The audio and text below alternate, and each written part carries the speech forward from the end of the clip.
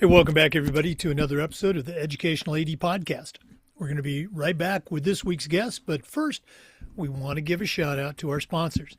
Now, you've heard me say many times before, these are all great companies. You should be using them too. So take 3 minutes, listen to our shout outs, then listen to our interview, and then go and visit these sponsors. I'm telling you, you're going to be glad you did. Here we go. We want to say thanks to Sideline Interactive indoor score tables and video boards. Go to sidelineinteractive.com. You can schedule a live web demo to see their products in action. You've heard me say many times, probably the best equipment purchase I ever made was our Sideline Interactive indoor score table. Go to sidelineinteractive.com. Schedule that live web demo today. We also want to say thanks to our friends at Hudl. As a football coach, I used Hudl for years, but as an athletic director, I made sure our school was a Hudl school. And our coaches, our student athletes, even our parents just loved the tools that Hudl provided. Go to Hudl.com, join the 100 million fans and users, and turn your school into a Hudl school. Let's also thank Home Campus. Scheduling, rosters, results, facilities, you're going to do it all on Home Campus. Their athletic eligibility and clearance platform alone is a game changer. Go to homecampus.com, make sure you mention the podcast, find out all the great things they can do for you. We want to thank Beacon Creative and Vital Signs Wall of Fame. You know, Wall of Fame's been helping schools bring their legacy to life for a decade, but Beacon Creative takes it to another level. Beacon Creative is a content creation service that will take your stories, your data, your athletes, and turn them into compelling stories that you can upload to your social media platforms. I want you to email John Townsend, and you can do that at John, John, at beaconwalloffame.com for more information. That's Beacon Creative Wall of Fame. Let's also thank Gipper. Go to Gipper.com and let their team turn you into a social media marketing guru. Social media posts, celebrate victories, newsletters, you name it. Your school's doing great work. Let's share it with your community. The team at Gipper is going to guarantee that your content stays on brand with colors, logos, and more. Go to Gipper.com. Let them take you to the next level with your social media marketing. That's Gipper.com. We also want to say thanks to Hometown. Hometown continues to be a game changer with their suite of solutions that includes things like, well, digital ticketing, of course, but how about fee-free fundraising, athletic website construction? The list just goes on and on. Go to hometown.com to get started. That's hometown.com. We want to say thanks to Ohio University and their online masters in athletic administration. My assistant athletic director, along with thousands of others, got his master's through the Ohio program, and it was a great experience. They also earned 11 NIAAA leadership training courses at no extra charge, all while they were earning their master's degree. Check out Ohio University and their online masters in athletic administration. We also want to say thanks to our friends at Booster Hub, the #1 Booster Club software program. You know, you need boosters who can deliver results, not create headaches. And a weak system, along with volunteer turnover, can leave your program vulnerable. But Booster Hub takes care of that. Sponsorship payments, meal fees, concession sales, it all comes through their system. They're going to handle communication, volunteer scheduling, online spiritware sales, and all of that allows your boosters more time to support you as fans. And isn't that what you want? Give your boosters the platform they need to truly support your athletes. Go to boosterhub.com. We also want to say thanks to our good friends at Athletic Surveys by LifeTrack.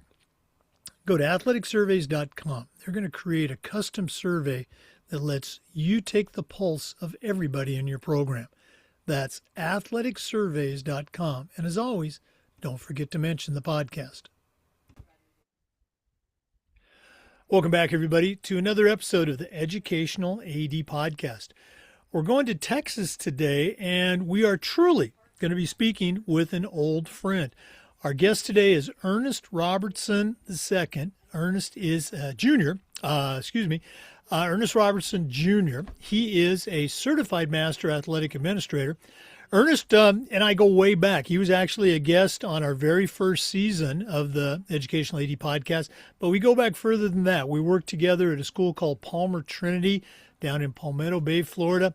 Has a tremendous career as a teacher, as a head coach, as an athletic administrator. He's no longer at Palmer Trinity. He is now the director of athletics at St. Francis Episcopal School in Huston, Texas, going on, I think, year 2 there. And we decided to bring him back for an update, see how things are going. So, Ernest Robertson, welcome back to the Educational AD podcast. Thank you, Jay. Good to hear from you. Good to see you again. Love the work that you're doing. So I'm so excited to be here. Thank you. Oh, well, appreciate you taking time out of your busy schedule. For our listeners, we're recording this on January 20th, so it's going to be fairly timely when you're listening to it. Ernest, as you know, we always like to let our listeners have a chance to get to know our guests. So give us your quick bio, where you were born, where you grew up. Go ahead and take us up through your own high school and college days, and then we'll take a break. But what's the Ernest Robertson Jr. origin story? Well, again, you're correct. I'm the director down here in Houston. It's a big move for me from Miami. One of the reasons I came to Houston is to be close to my mom. She's 80 years old in Louisiana. So I grew up in a little town, Opelousas, Louisiana, which is probably about 3.5 hours here from Houston. So I can get in the car, drive down and see her. Grew up playing a lot of sports, went to school, went to church. That's kind of what we did. And was fortunate enough to be a pretty good athlete that afforded me the opportunity to go to college. So I attended Southern University. I was told then that I was one of the few athletes in multi-sports that could play at the next level. So I was fortunate enough to be invited to play some football and play some basketball.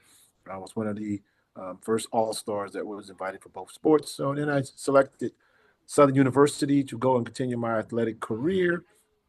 Had a short stint there because the college game is really tough. I realized I wasn't going to be a pro. And so then I went into coaching. I did some graduate assistant work at LSU as well.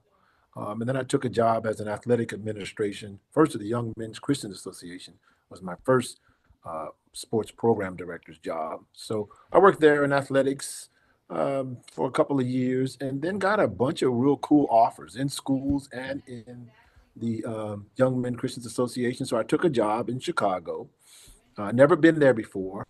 Went down to Chicago and really coached at some really good schools. Lamont Township was one of the first schools I coached at. Big private school down there. Loved their facilities. And then I coached at Perspective Charter School down there. That's the first. I was their first head coach. And that's the school Anthony Davis graduated from. And then Joliet Central, I coached there for a year as well. And then I couldn't take the cold weather anymore and moved down to Miami. Let's go and take a quick break there. Well, I want to hear all about your career, but let's go back to growing up in Louisiana. Were you out in the country? Were you suburbs? What are some of your memories of those days, maybe even before middle school and high school sports? Definitely 100% grew up in the country.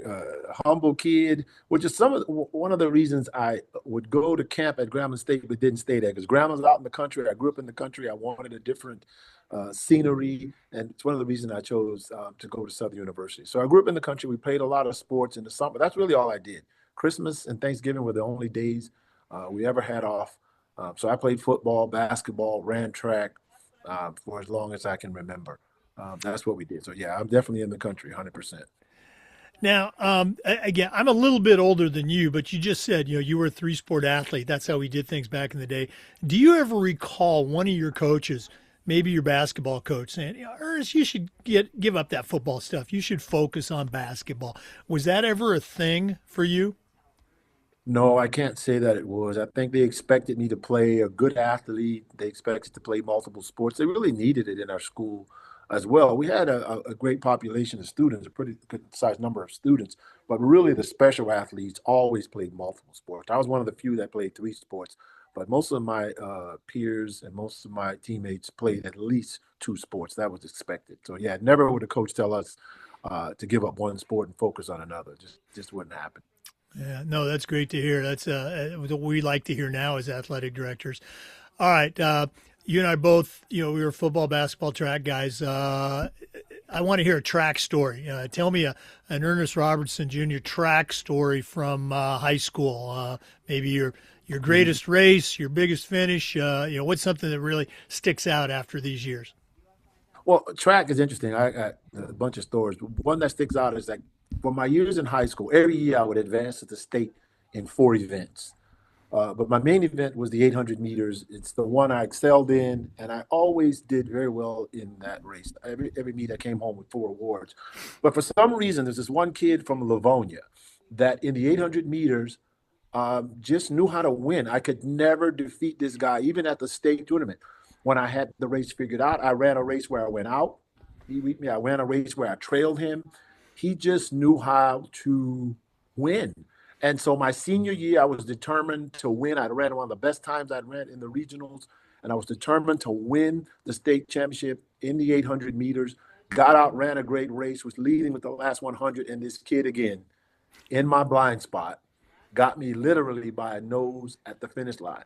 I'll never live that down because the kid is such a great athlete. He just knew how to win. And I tell my athletes that now. There's a difference in competing and understanding how to win. And this young man knew how to win. I ran great times, won a lot of awards, won a lot of district meets, a lot of regional meets, but I could never get this young man in the state championship. So that's something I always remember. I share that story all the time about there's a difference between training and competing and winning.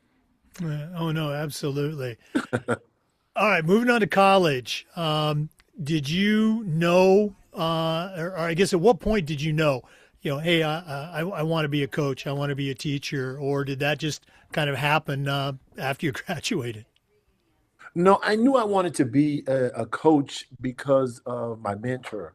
Um, Coach Geary was our athletic director and our head football coach, Murphy Geary. He's in the Hall of Fame in Louisiana and high school athletics. And I just wanted to do everything he did. He motivated me to play. He was the one who put me in the position as a quarterback. I thought I'd be one of the best safeties to ever play the game. I dropped more interceptions than the kid who had led the state in interceptions, and I was a freshman. So I just knew that I was going to be a really good defensive back. He said, no, you're going to be my quarterback and you're going to like it. And I argued with him. And he said, no, you're going to be my quarterback. And so he made me a quarterback. I loved the position. I excelled at it. And then everything he did, I'd watch him wash our uniforms. I'd watch him cut the field on a riding lawnmower.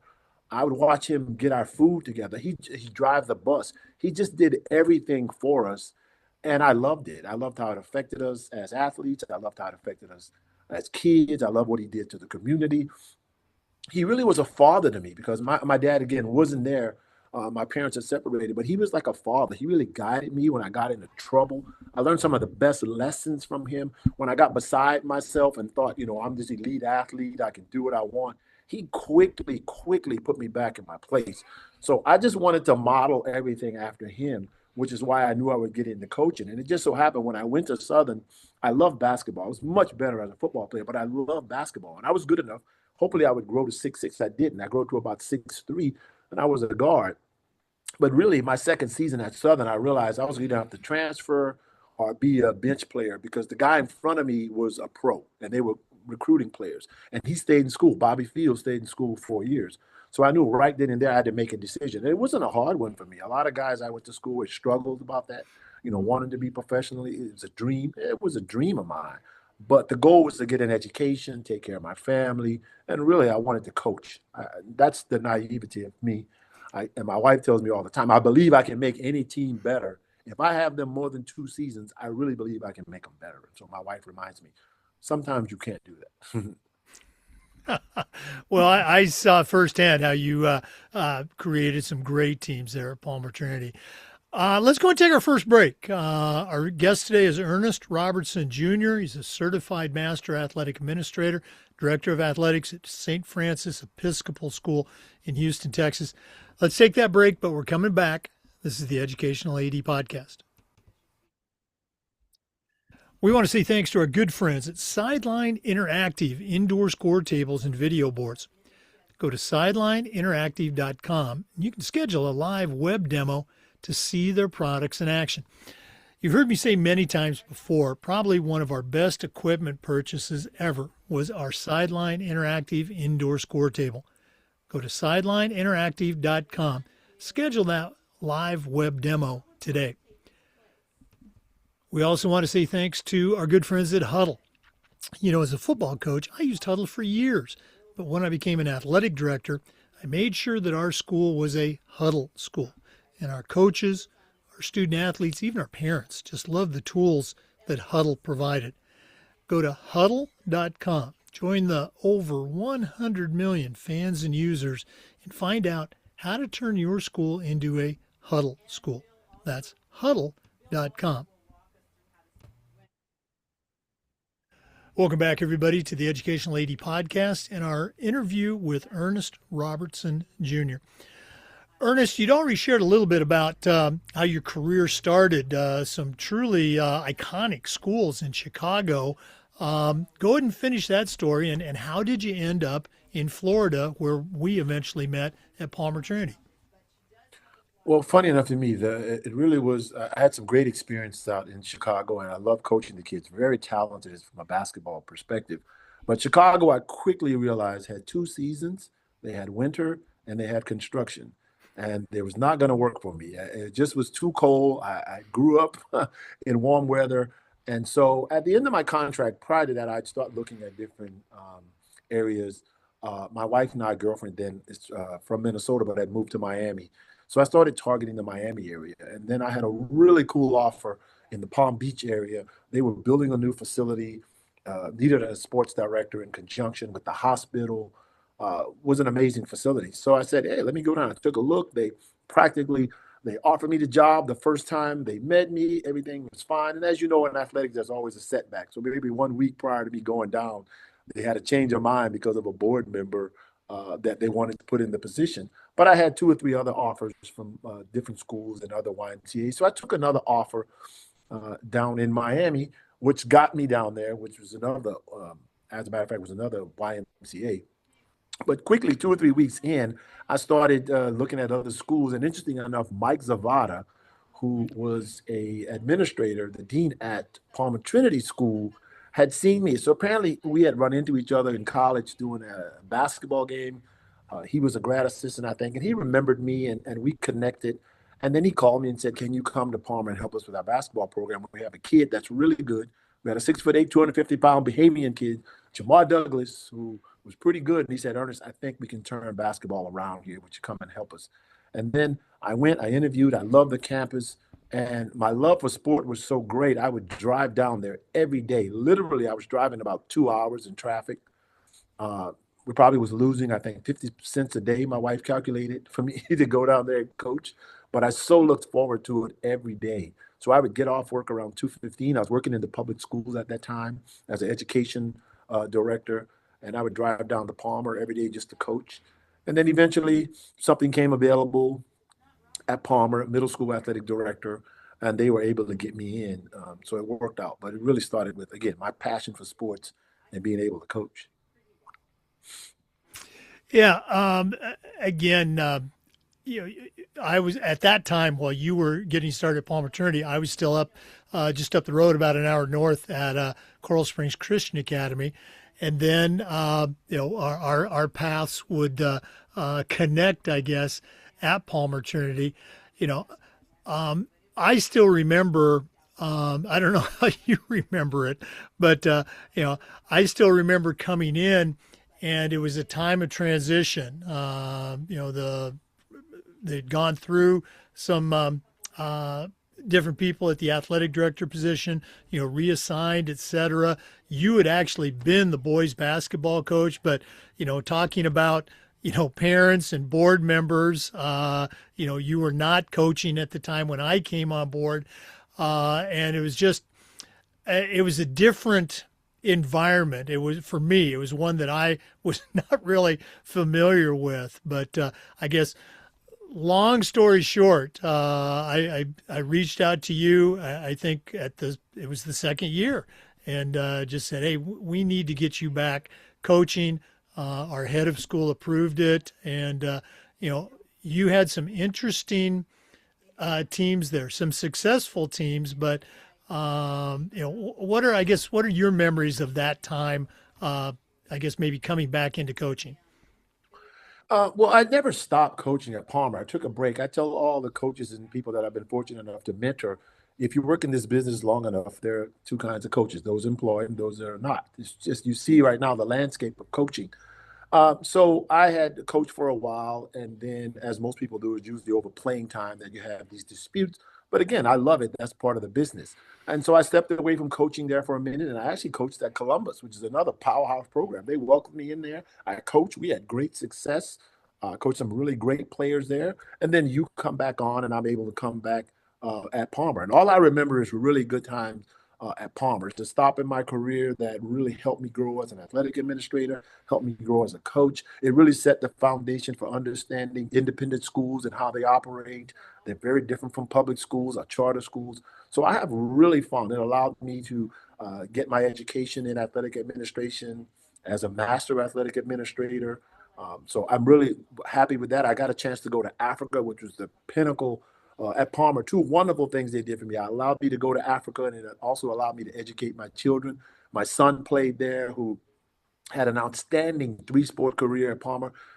My son had close to 30 offers to play sports after high school.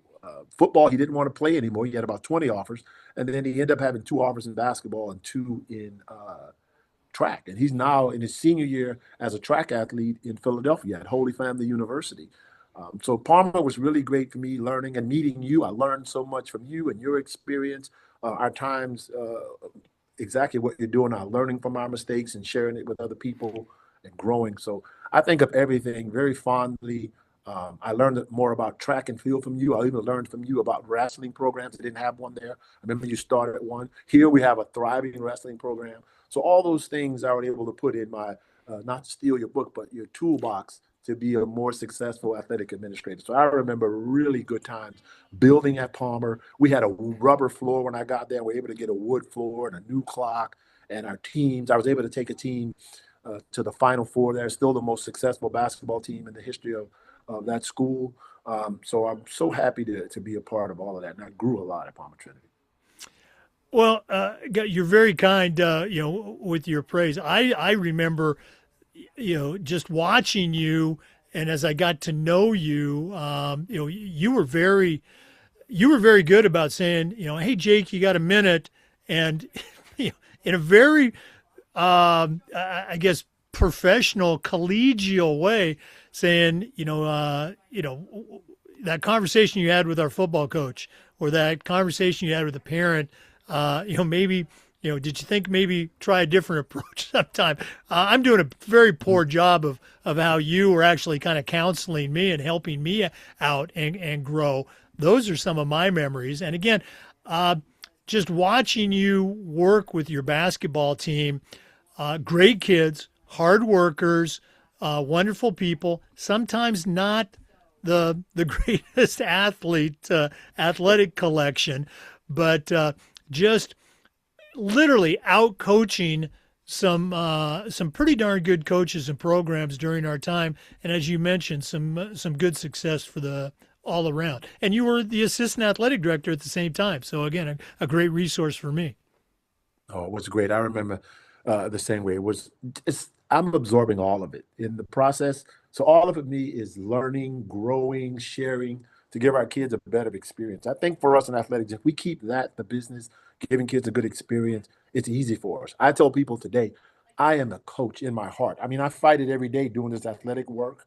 I fight the hunger to coach every day. When I walk through the gym, it's just in my DNA. So I know what I am. I am a coach. I do athletic administration, and now I coach the coaches, as you would often say. But I am a coach at heart. I can't change that. I've tried, but it does not go away. Oh no! Hey, we coach coaches, we coach parents. Sometimes we're coaching administrators too. But it's a great job. Oh wow! Let's go and take another quick break. But we are going to come back with our guest, Ernest Robertson Jr. He's the director of athletics at St. Francis Episcopal School in Houston, Texas. We're coming back. This is the Educational AD Podcast. We also want to say thanks to our good friends at Home Campus for their support. Whether it's scheduling, rosters, results, facilities, Home Campus is a platform that you're going to use every single day. Their athletic eligibility and clearance platform alone is a game changer. Go to homecampus.com for more information. And as always, don't forget to mention the podcast. We also want to thank Beacon Creative and Vital Signs Wall of Fame. Now, Wall of Fame has been helping schools bring their legacy to life for over a decade. But now Beacon Creative takes it to the next level. Beacon Creative is a content creation service where they're going to take your data, your stories, your history, and create compelling narratives that you can then put up on your social media platforms. I want you to reach out to John Townsend, and you can do that by emailing John, John, at beaconwalloffame.com. That's Beacon Creative and Vital Signs Wall of Fame. It's a winning team to get on your team. We also want to thank Gipper. Go to Gipper.com and let their crew turn you into a social media marketing genius. Gipper's used and trusted by over 20,000 high school and college athletic programs. It's professional graphic design made easy. You know, your athletic department is doing great things. Don't let it go unnoticed. Use Gipper.com and tell the community, tell the region, tell the state what a great job your athletes and coaches are doing. That's Gipper.com. And as always, don't forget to mention the podcast. Welcome back, everybody, to the Educational AD.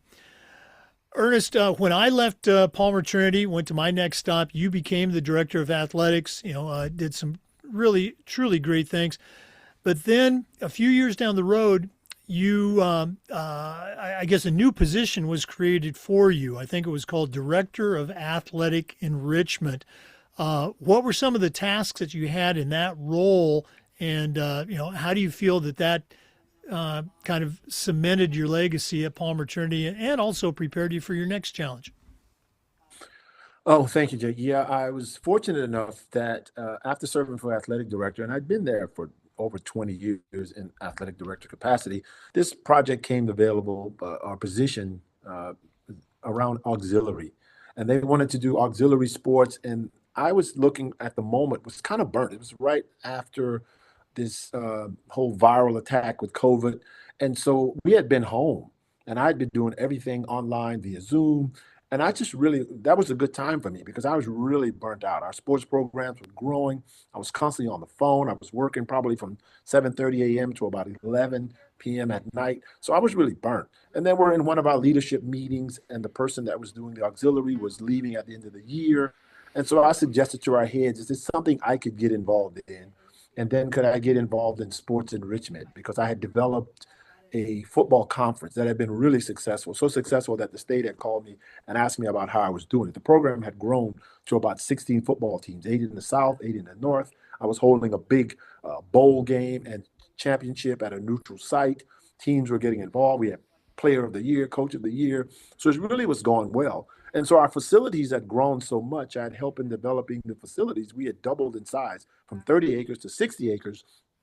And so tons of folks were interested in renting our facilities and doing sports program. And I was like, if I'm able to do sports enrichment, I can grow this budget and be substantially rewarded financially for the institution with all this field space that we have. So our head of school allowed me to do that. So I started handling the contract for all these facility rentals. And then I started just creating sports enrichment program. We wanted a sailing program. So because we didn't have one, I created it. And luckily a family came along and donated a little over $500,000 to have a sailing program. So I was able to hire a coach. We did the same thing with gymnastics, things like people wanted to learn about babysitting, simple as that. So I just started offering a lot of these programs, athletic and non-athletic programs, which gave me a chance to catch my breath. It gave me a chance also to get back to coaching. So because I was doing that before as an AD, I wasn't coaching. You know the conflict there oftentimes. So it allowed me to also get back into coaching, which was really, really great. So in less than a year or two, I had grown that program to almost $100,000 in revenue for the school with these programs. And then I was just my mom's older. I just turned 80, 81, and I was trying to get home closer. And I was just looking over some advertisements and some job opportunities, and saw St. Francis, and said, Let me give them a call." And I had a conversation with the head of school, and I really liked her. And she said, "Well, Ernest, it sounds like you're really comfortable where you are." And my wife was like, you have a really good position there. She's like, "You sound like you're really comfortable where you are, but would you allow us to fly you out here just to meet with you and look at our facilities, see if it's something you'd be interested in?" And I said, "Sure." I'm taking a free trip to Texas. I had done that before. I always polish up on my, interviewing skills. I'd gone out to San Francisco over another position and some other places I'd visited. So I said, "I'm happy to visit." So I visited, and I met her. I met the staff. I met Don Hicks, who the softball field is named after. He was the AD here for a long time. Reminds me a lot of you. Really good mentor, guy that's been doing it for a long, long time. So we chat, we talk, we spent the day together. I got to meet a lot of the coaches, and it reminded me of Palmer because they're growing. The field space, we have tons of field space, like 5 acres behind the school. We just cleared out. We're building a new baseball field. We're building a new weight room. So I'm like, this is a place I can grow, and they're going to value my input and the things that I learned from Palmer. And so I came back for a second interview, and then the head of school called me, and she basically made me an offer over the phone. She's like, "Listen, they love you. They want you to be here. Here's the offer." And was a great offer. I talked it over with my wife, who at the time was CFO. And so she was like, "Okay, we'll give Houston a shot. Let's see, if we'll like it." And yeah, the next thing you know, we're here. Wow. Let's go and talk about, or let's you talk about St. Francis. Um, what's the enrollment? How many programs? And I know this is your second year, but what are some things that you're really proud of about this program where you're working at now? Well, again, I like St. Francis because, well, we're growing. Again, the high school is only about 8 years old, and then when you count COVID in there, it makes you probably about 6 years old because that year was totally, you couldn't do anything.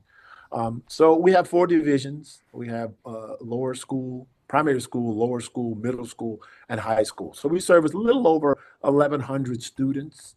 Um, our middle school, our lower school, and primary school work with the church. So they have St. Francis Sports Associations. A lot of the dad coaches, these are young kids learning sports, just getting into it, really building a foundation for it. And then the middle school and high school, I manage those directly. And again, sports in Texas is a little bit different. I shouldn't say a little bit, a lot different than in Florida. One of the things they never do in Texas is allow anyone to have a monopoly on anything. So everything in Texas is, you pick and choose what you like. So we're part of TAPS in the high school. We're part of HJPC in the lower school, which competes for championships. So what I like about the school is broken down into divisions.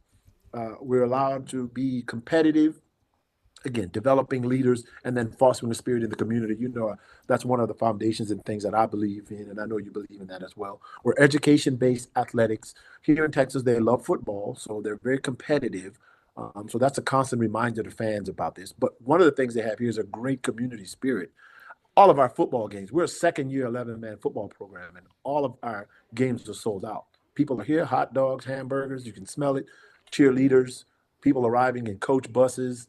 Really, really love. So it's a really good fan base here at St. Francis. We've been fortunate enough to win this year a state championship in boys basketball. We had a young lady who won a state championship in the 800 meters and the 1600 meters. But we have finalists in cross country. We had a young lady finish in third place. In golf, we have a young lady finished in 12th and another young man that advanced to the state finals. Our girls lacrosse team made it to the final four. So we just had multiple success on the field, in the classroom. We're starting to grow. I love that there's a lot of new faces here in leadership because this is a new phase for St. Francis. They were a small, small community of people who had did things for a number of years on a small scale, and now they're really, really growing. Our high school went from basically a class of 30 to now we have over 200 students just alone in the high school. So I love the fact that it's growing. It gives me new challenges, allow me to use my experience and the things I learned from St. Francis. I mean, I'm sorry, from Palmer here at St. Francis. So I just feel, reinvigorated because, like I mentioned to you when I was at Palmer, you get burnt out in this job. It's very demanding, a lot of meetings, a lot of things that and so it gave me a chance to be reinvigorated. So that's what I really love about this place. Oh wow, that's great to hear. And again, you're closer to your mom, which was the initial goal. Ernest, we're going to do this at the end of the show, but let's do it now. If one of our listeners wanted to reach out and pick your brain a little bit more about your experience or just add you to their network, what's the best way that our listeners can connect with Ernest Robertson Jr.? Oh, thanks, Jake. They can reach me again. We're at stfrancishouston.org. If you go on athletics, you'll certainly see me there. My email address is erobertson at stfrancishouston.org. I'm happy to help you. My office number, you're certainly welcome to have that, 713-458-6336, 713-458-6336. I'm happy to help you. I'm happy to learn from you. I'm happy to share. Because of you, Jake, I'm very active in the National Athletic Directors Conference. I've done several presentations there. I now serve on the faculty staff. We teach, sportsmanship. So I'm really, really anxious and look forward to giving back. But I'm also always willing to learn. I learn so much every day from the athletes, from the coaches. We have a small group of new ADs here in Texas. We talk once a month via Zoom, and I'm learning about the culture. I'm learning about the ins and outs of all these sports associations. So yeah, it's really, really exciting. Well, and again, for our listeners, Ernest's information is available through the NIAAA membership portal as well, and he is very active. Let's go and take another quick break. I know that's shocking to our regular listeners, but we are going to come back with more, so please stay with us. This is the Educational AD Podcast. We want to thank our good friends at Hometown for their support. Hometown continues to be a game changer in our profession with their suite of solutions that includes things like, digital ticketing, of course. They're still the number one digital ticketing provider for schools and colleges. But how about athletic website construction, fee-free fundraising? The list just goes on and on.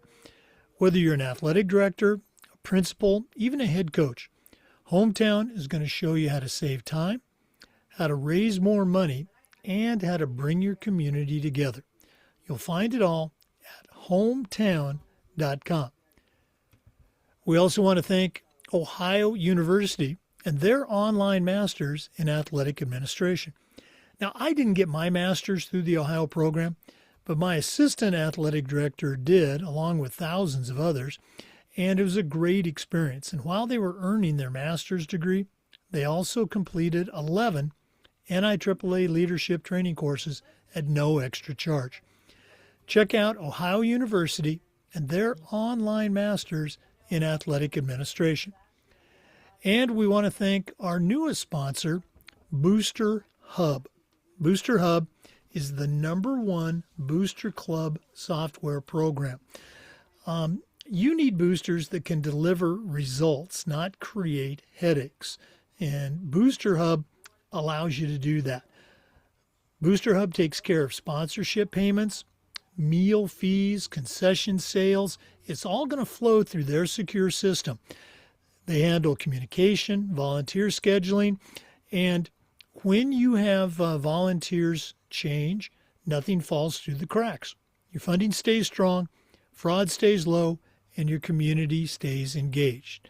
Booster Hub allows your boosters to have more time to support you as fans. And isn't that what you want? Give your boosters the platform they deserve and need to truly support your athletes. Go to boosterhub.com for more information. And as always, make sure you tell them you heard about it on the podcast. Welcome back to the Educational AD Podcast. Ernest, you just mentioned your involvement at the state and the national level. You're a certified master athletic administrator. That doesn't happen by accident. I think it's important for our listeners, particularly our new ADs, to kind of hear about the journey that many of us take, through our state and national organizations. So can you touch on that? How did you first hear about, back in Florida, FIAAA and eventually, NIAAA, and how is that transferred for you to Texas? Oh, thanks, Jake. Yeah, I heard about it, to be honest, through you. I had served as a middle school athletic administrator and wasn't really informed. When you came on, you helped me understand, get involved in it. And once I got involved in it, I loved it because I loved the courses, the leadership training. It just really opened a new world, sort of like college did for me as an athlete. I'm here because of my athletic ability, but it really opened a new world for me. So I was able to see the courses they had, and it was so interesting. The legal aspect was very interesting to me. It's one of the first courses I got involved in helping to teach. So through you, I got introduced to the NIAAA and the FIAAA, and I've been fortunate enough to speak to them about sportsmanship and about how to hire coaches and to help them understand, some of the pitfalls in our areas in athletics. So I got started by attending one of the National Athletic Directors Conference and the local conference. Started working on my CAA, completed that, and then it was so interesting when I contacted them to find out about the Certified Master's Program, what I could do to receive my Certified Master's Program. So that whole process in itself was very interesting. And so I did the work, did the research, got the information, took the training, took the courses. The leadership training courses were amazing. And you never know all the things that they offer until you get involved. I mean, everything you could do, from facilities to even public addressing, all of the things that you might run across as an athletic administrator, they offer. So I just found it all very interesting. And so started getting involved. Next thing you know, I was presenting at the National Athletic Directors Conference. I sort of became a little guru in the field on parent-coach relationship because that was so important to me. The relationships between parents and players, and certainly now in this day of amateur athletics, AAU, and club sports, and those relationships. So it helped me. So I got my certified master's athletic administrator, got involved with the faculty, again, teaching the leadership training courses, saw the value in learning and just meeting all these amazing people and how they do things in different parts of the country with sports and education-based sports. Understand how they got involved with faith-based. It's another reason I'm here at St. Francis. Very faith-based school, so we're praying before contests and doing games and events. It certainly has changed my life and my perspective on sports. But I would say yes, if you're a young athletic administrator or even someone that's been in the game a minute, I would certainly look at the local association. I was involved with the sectional appeals committee, the General Assembly, the rules in Florida, which really make you feel involved. So more than just complaining about some of these rules and policies and things, you can get involved, make a change, hear the cases, make decisions, help student athletes, help it grow. I was in charge of a sportsmanship association, a sportsmanship task force I was put in charge of once at Palmer Trinity as well. So all those things connect to help me be the best version of myself, but more than that, to help me continue to grow. Oh, well, again, appreciate you sharing that journey. And you're absolutely right. It connects you not just at, say, that state or national level, but the people that you meet, through the courses, through the different positions. It just adds to your network and helps you to continue to grow. I was actually on the certification committee as you were doing your CMAA project. I wasn't involved in the evaluation of it, but I did see it, and it was just really cool because I knew it was addressing some concerns and challenges that you had or we had at Palmer Trinity. Can you share what your project was with our listeners? Because I think it's a good example of how you can take something at your school and come up with a really, really good project. Yeah, it was, and my project was the early dismissal pass. So again, at every school I've been at, that's been an issue. Kids get out of school early in order to participate in sports. They see it as a time to not do classwork, and we see it again, sports as an extension of the classroom. So I'm sure I stole the ideal from someone or I've seen it somewhere. I don't know, but it laid heavy on my mind and it stayed with me. And so what I did was kept trying to perfect it. So it became this pass that kids had to have in order to get in the athletic locker room or on the athletic bus. And it became an early dismissal pass that made sure the kid had this pass in advance. They'd have to get it signed by the teacher. So it would inform the coach that the kid had completed homework and assignments and tests and communicated with the teacher prior to the early dismissal. So the kid would sign it, the teacher would sign it. If a teacher would not sign off on it, the goal was that the kid could not get a pass to get on the bus to go to the game because they had not done the requirements or the prerequisite work to be able to miss the last period or two of school to go on this contest. One of the caveats on the pass was you could still go, but you couldn't leave early. So then your parents would have to bring you at the end of the school day and you'd get there late and miss stuff. But if the teacher signed off on it, you were in good standing. You could get on the bus. The head coach would collect the passes and kind of file them. So if there's ever any issue, he could come back to the pass and say, listen, he did what he was supposed to do. You signed off on it. Or if something else went on, they'd have a track record of that. Very good tool I continue to use for years. Has really, really helped in curbing those early dismissals. And more than that, helping kids not miss quiz or exams or homework being turned in. So it's a really cool idea that worked for me. Right. And again, it touches, I guess, checks a lot of boxes. Number one, you're trying to help the kid, stay academically, on pace so they don't fall behind with those early dismissals. But also it shows, it documents, the partnership between athletics and academics. The teachers, once they figured it out, they had to, really love and appreciate that pass, right? Well, the teachers loved it. Again, some of them felt, I would say the best way to describe it, a little bit sad if they had to tell a kid they couldn't sign it. But I would often meet with them and explain to them the value of what they were doing. We're not trying to hurt the kid, and we're not saying he can't go. But it is a privilege to play sports. It is a privilege indeed to be let out of class early. And with that privilege comes some responsibility. So we want to make sure you do what you're supposed to do, you communicate the way, and you're helping a kid become a better leader, a better communicator, and make sure that teacher understands their commitment. And the teacher on their end is holding the kid to their responsibilities. Because oftentimes a kid will think, well, I get an ED for an ED. The ED is at 2:30. They think they can leave at 2:15. No, the ED is 2:30, which means do your work in advance. The teacher will simply sign off on it. Yep, your assignment was turned in. You have the assignment for the next day, or you made arrangements for your quiz. They sign it off. You hand it to coach. Here you go, coach. Coach is happy. You've done what you're supposed to do. And we're off. No stress. You can concentrate on the contest and travel with the team. It's a win-win for everybody. So yeah, teachers were excited. Yeah, and again, you're reinforcing, foundational principle of success, being accountable. You're holding the kids accountable. Great stuff. I love it. Well, Coach, this has been really cool connecting with you again. Again, we get to see each other usually at the national conference, but this has been fun. But we're not done yet. We always wrap up with the athletic director's toolbox. Now, you contributed to the toolbox way back in season one, but I'm excited to have you back here for another trip. We're going to take our final break here from Athletic Surveys, who sponsor this segment. And when we return, we're going to find out what Ernest Robertson Jr. is going to put in his new athletic director toolbox. So please hang around. We'd like to thank Athletic Surveys for sponsoring the AD Toolbox segment. At my schools, we use surveys for just about everything, for student athletes, for coaches, even for parents. And the information that would come back on these surveys, very often over the top positive, and I'm sure it'll be the same for you. We also got to hear from those squeaky wheel parents, but the surveys allowed us to hear their concerns, often address what they were concerned about, keep it from turning into something big.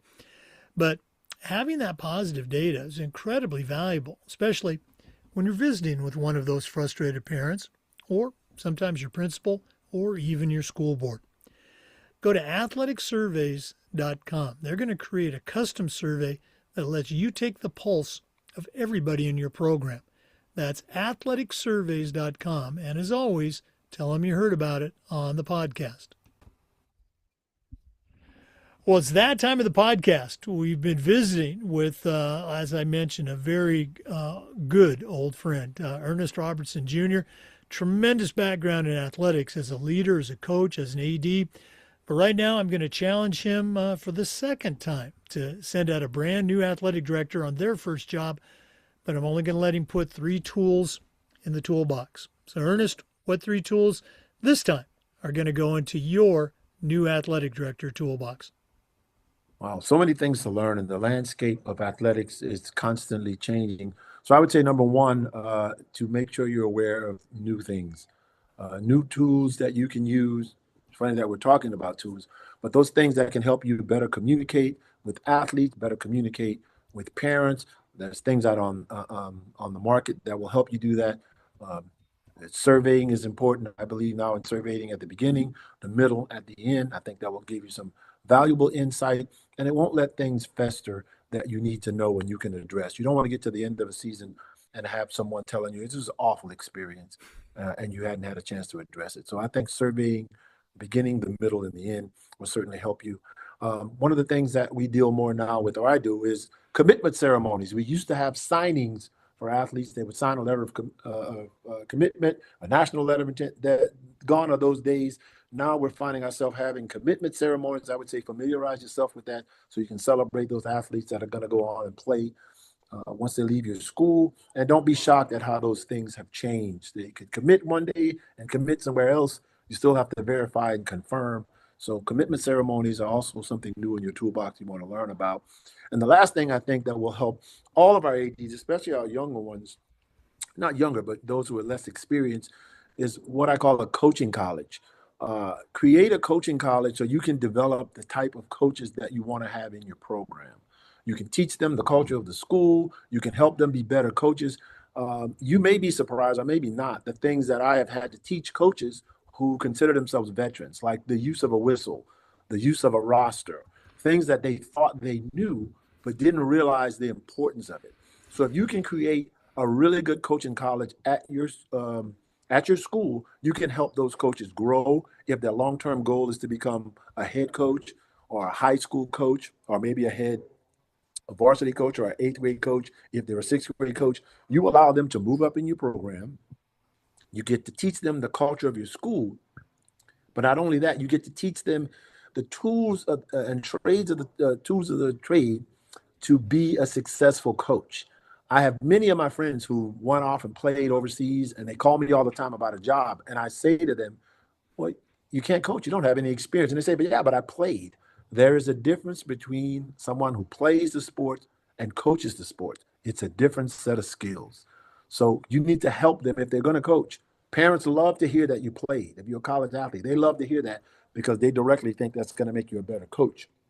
That's going to give you some insight and some experience and your experience.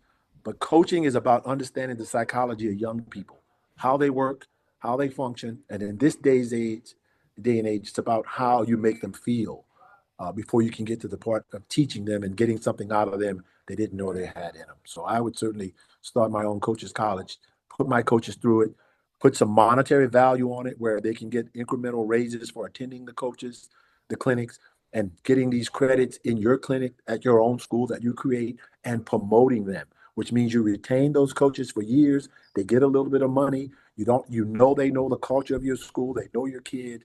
That really is going to help you be successful because there is a shortage of coaches and officials. Boy, I love all three of them.